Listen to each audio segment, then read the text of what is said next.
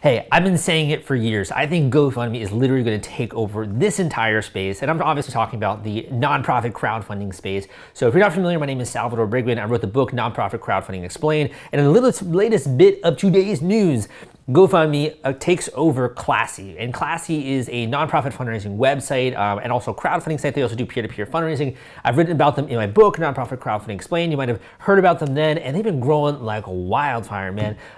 In 2021, I believe it was, they did $1 billion, 1.1 billion that's been raised by nonprofits on the Classy platform, and also bringing total all-time donations to nearly $4 billion on Classy, which is just mega, which is huge, of course, right? According to CEO Tim Katadan, CEO of GoFundMe, $5 billion in donations was raised on the GoFundMe and Classy platforms in 2021. So basically, GoFundMe brought the $4 billion and Classy brought 1.1 or thereabouts.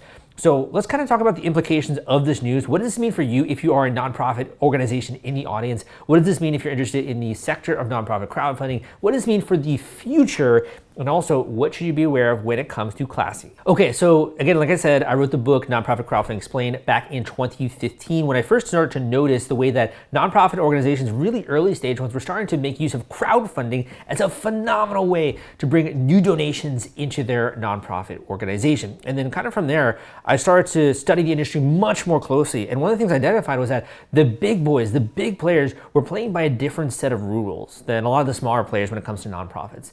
And the same is true actually of traditional marketing, and that's kind of where I come from, right? With crowdfunding, e-commerce, traditional marketing.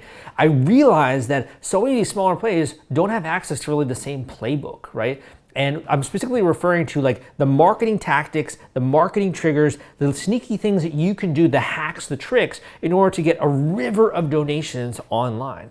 And it's really, in my opinion, very straightforward, but just like no one is literally teaching this to nonprofits that are out there. So I set out on a mission and I wrote the book, Nonprofit Fundraising Hacks. It's a very slim, deadly volume, I would say. It's like a war chest of techniques and tactics that you can use, psychological things that you've never even considered before in order to get more donations and, more frankly, to get strangers to donate to your nonprofit. So I'm very proud of the book. Actually, a lot of people have been saying very nice things about it. Kind of excited about that. So go and check it out down below if you do want to look and learn more about that. You really want to get kind of behind the hood of how to get people to donate to your nonprofit. So that being said, I've been watching the growth of GoFundMe like a hawk, right? It's insane. Like they literally acquired CrowdRise in 2017. They acquired YouCaring in 2018. And by virtue of that, Generosity, which was originally part of Indiegogo's crowdfunding site. So they've been kind of like gobbling up all the little guys when it comes to the nonprofit crowdfunding space, and also, online giving in general. So it's really interesting to watch. And obviously I love studying different sectors here with the industry and things I publish on my website, crowdcrux.com. I would say literally, aside from Facebook fundraising, these guys are the dominant players in this space. GoFundMe is the major player. Again, I said, aside from Facebook fundraising, I honestly think Facebook fundraising probably got the idea from the success that GoFundMe was having. Since the company's founding in 2010, more than $15 billion has been raised on GoFundMe from more than 200 million donations. Insane. The two companies are going to remain separate. I'm talking about Classy, obviously, and GoFundMe, and there aren't going to be any changes to branding, at least that was announced in the press release. In addition, it's an all-equity deal. Classy is a subsidiary of GoFundMe, and since 2010, its seed round, Classy raised $183.5 million in venture capital, and most recently included in $118 million Series D in April of 2021. So basically, put it simply, Classy is focused on nonprofits. GoFundMe is focused on personal causes, though they also do say they are focused on nonprofits, but really they're using Classy to kind of shore up that little bit of that functionality, in my opinion. So when it comes to Classy, this is still a website that is in operation. I do recommend going and checking it out. So there are a lot of cool things that you can do with this Classy website. Let's talk a little bit about it. So number one, you can accept direct donations. You can do events and ticketing, peer-to-peer fundraising, recurring giving, and online giving campaigns.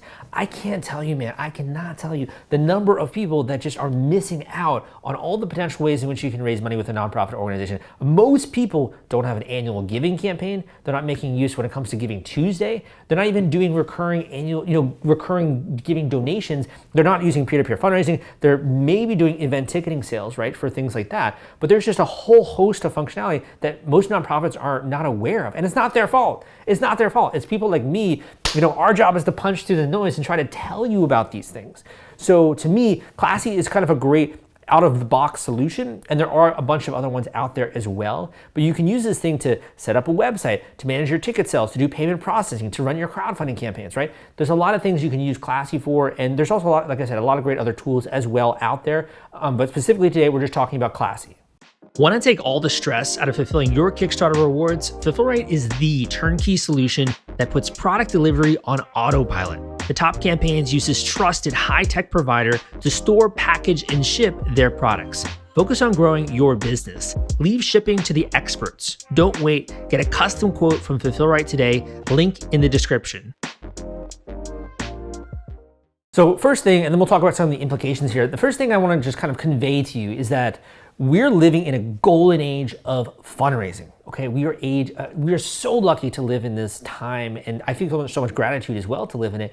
But this is really the easiest time for you to get donations online. It's the easiest time for you to run an online giving campaign. It's the easiest time for you to use social media and get free advertising for your nonprofit organization. It is so freaking simple. And again, it's not like I'm the only dude who's noticing this, right? I did talk about this in nonprofit fundraising hacks and like all the things that people are missing out on when it comes to marketing of their nonprofit, but I'm not the only guys who's noticing this. Look at this. GoFundMe is acquiring all these other little companies because all these companies are getting started and realizing just the potential of online giving. Billions of dollars in donations that have been transacted and processed on these platforms. Think about that, man.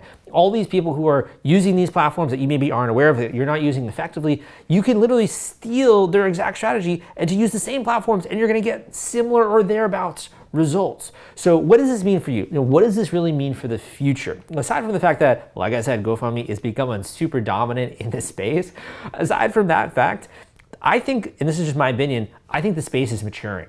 I see a lot of maturation at this space. That doesn't mean that there's going to be, not necessarily, high levels of growth in the future, but we are seeing a maturing of the tools, of the know-how, of some of the strategies that are out there, things that I've tried to also codify and systematize for you. This is becoming more of a mature space. More people are actually taking online giving seriously, whereas 10 years ago, maybe that wasn't the case. So we're seeing the maturation of tools, better service providers, more information for beginning nonprofits that are out there and established ones.